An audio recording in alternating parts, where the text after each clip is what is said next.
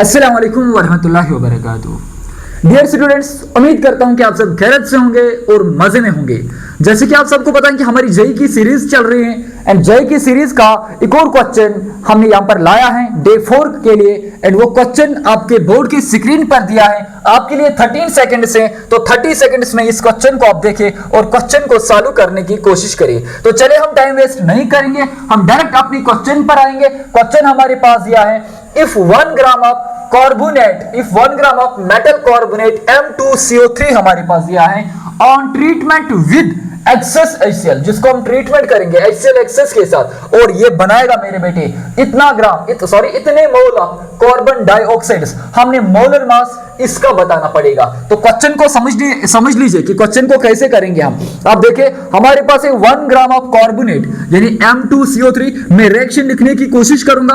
M2CO3 हमारे पास है और इसको हम मिला रहे हैं किसके साथ? On treated with excess of HCl। तो यहां पे मेरे बेटा मैं लिखूंगा एक्सेस ऑफ HCl और ये बना रहा है आपका CO2 कार्बन डाइऑक्साइड, और इसमें बाहर निकल कर आ रहा है वाटर और प्लस, चलिए यहां पर आप जगह नहीं बचा तो यहां पर लिखेंगे प्लस, इसमें बचा M मेटल क्लोराइड। अब देखें रिएक्शन को सबसे पहले बैलेंस करने की कोशिश करेंगे। मेरे पास M यहां पर 2 है एंड इस साइड से M 1 है तो मैं यहां पर 2 डालूंगा। ओके, अब देखो इसकी वजह से क्या हुआ, कार्बन यहां पर 1 है। ओके, यहां पर भी कार्बन 1 है, बिल्कुल है। अब देखो क्लोरीन यहां पर 1 है। ओके, अब यहां पर क्लोरीन तो 2 है क्योंकि ये इसके साथ मल्टीप्लाई है, समझ में आ रहा है आपको, तो यहां पर 2 डालेंगे। चलिए ठीक है। अब देखिए हाइड्रोजन, अब हाइड्रोजन यहां पर कितने हैं? 2। अब सर यहां पर तो हाइड्रोजन 2 है, बिल्कुल। क्या ये रिएक्शन बैलेंस हुई? M यहां पर भी 2 है, M यहां पर भी हमारे पास 2 है, कार्बन यहां से भी 1 है, कार्बन यहां से भी 1 है, ऑक्सीजन यहां पे टोटल 3 है, ऑक्सीजन यहां पर 2 और यहां पर 1 3 है। अब यहां पर 2 हाइड्रोजन है एंड यहां पे भी H2 2 हाइड्रोजन है, यहां पर 2 क्लोरीन है एंड यहां पर भी 2 क्लोरीन है। एंड ये रिएक्शन मेरे पास बैलेंस्ड रिएक्शन है। अब मुझे क्या करना पड़ेगा?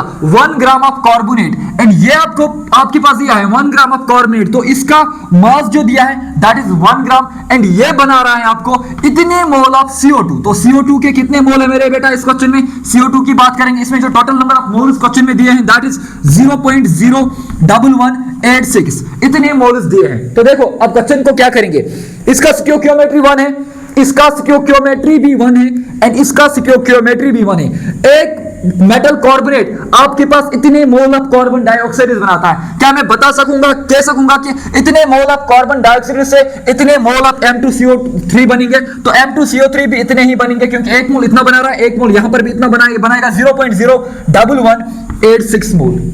ये बात समझ में आ रहा है? ओके, अगर बात समझ में आ रहा है आप मुझे बताओ, मेरे पास जो M2CO3 दिया था, M2CO3 का मास मेरे बेटे कितना दिया था?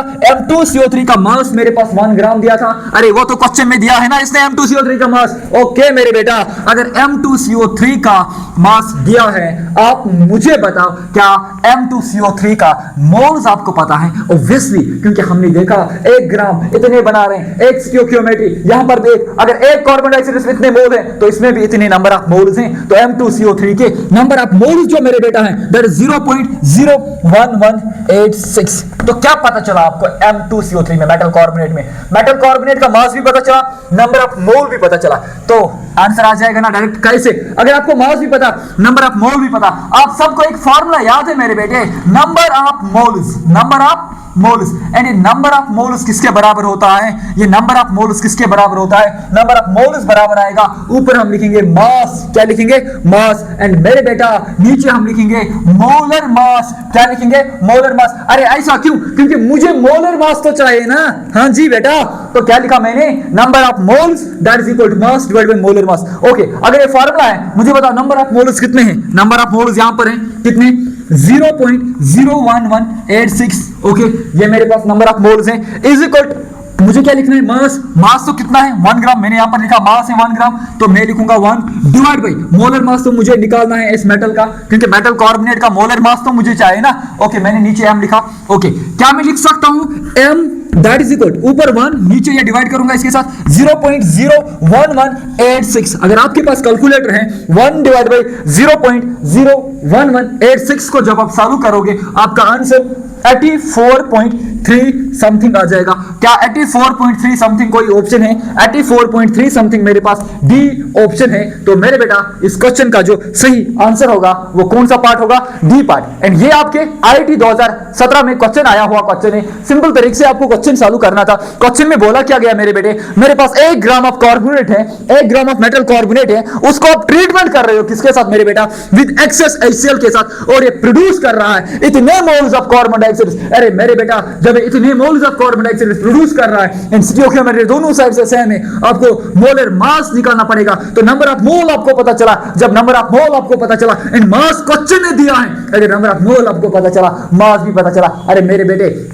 आंसर तो डायरेक्ट आएगा ना, क्योंकि फॉर्मूला उठाओ, फॉर्मूला अप्लाई कर 84.3। अरे सर ऐसा आंसर क्यों आया 84.3? या क्यों नहीं आया? इसको डिवाइड करना 1 डिवाइड बाई 0.01186 कैलकुलेटर है आपके पास, तो चेक करिए आंसर 84.3 समथिंग आएगा। तो 84.3 इसमें ऑप्शन है, तो इस ऑप्शन को टिक करके आगे बढ़ेंगे। तो इसी के साथ इस वीडियो में भी हम आगे बढ़ेंगे। अगले वीडियो के लिए दीजिए इजाजत, अल्लाह हाफिज, थैंक यू।